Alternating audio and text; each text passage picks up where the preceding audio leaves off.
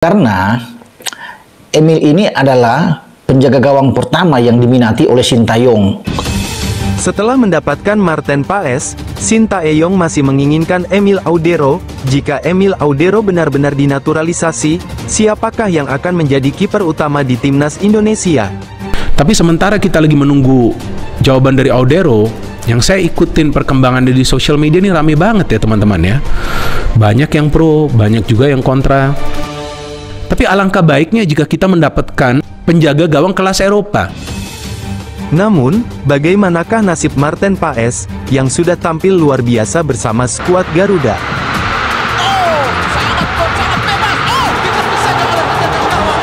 Sangat berbahaya dan alhamdulillah.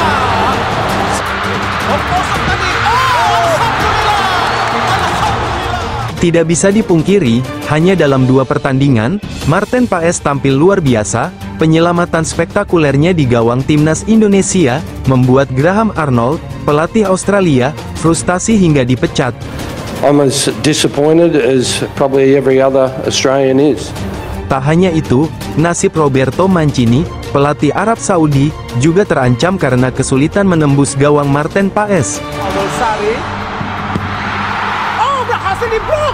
Setelah timnas Indonesia mendapatkan Marten Paes, apakah perlu menaturalisasi Emil Audero?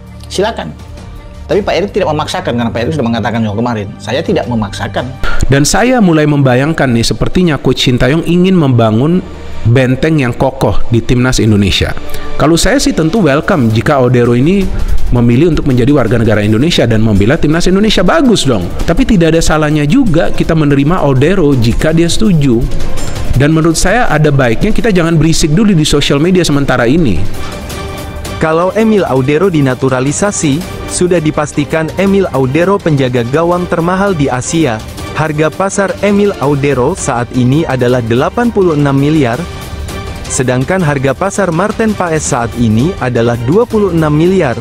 Apabila kita bandingkan, harga Marten Paes terhitung sangat kecil. Pasalnya, Emil Audero punya rekam jejak yang jauh lebih mentereng karena sudah lama berkarir di Liga Italia.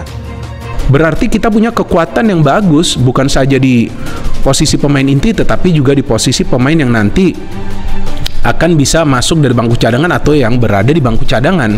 Nah, kita perlu materi pemain yang merata, teman-teman. Jadi kita perlu punya kekuatan bukan saja di posisi-posisi pemain inti, tapi juga di posisi-posisi pemain yang akan siap tampil sebagai pemain inti.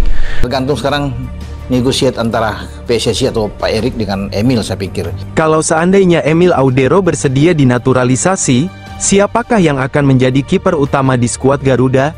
Lihat bagaimana Coach Sintayong ini membentuk timnas Indonesia. Jika ada pemain yang tidak perform, belum tentu juga pemain tersebut akan mendapatkan tempat sebagai pemain inti. Contoh adalah Elkan Baggett, betul kan? Bayangkan 2 kiper berbakat dengan jalan yang sangat berbeda. Marten Paes, penjaga gawang penuh semangat, ingin mengukir namanya bersama timnas Indonesia.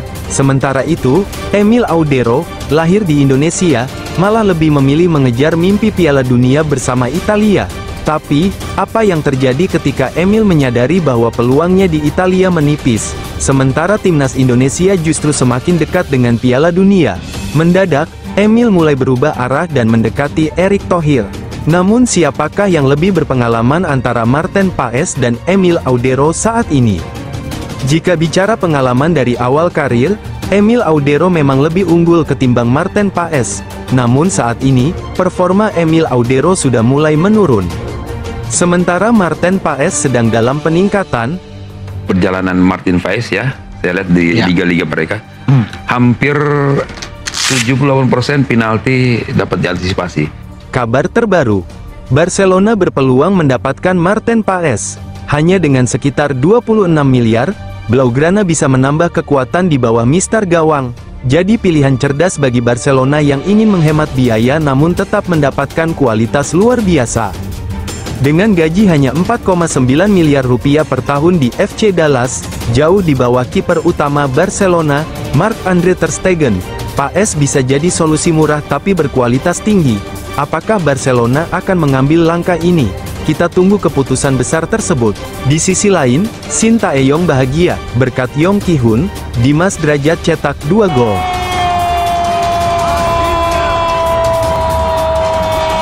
Dimas Drajat tak menampik pencapaiannya itu karena ada andil dari asisten pelatih timnas Indonesia, Yom Ki-hun.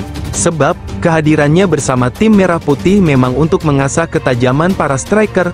Striker bernomor punggung 9 ini berharap jumlah golnya ini tak berhenti sampai di sini. Dimas Drajat ingin bisa kembali diciptakan di laga-laga lainnya. Semoga kita bisa cetak banyak gol di pertandingan selanjutnya, ucap Dimas Drajat.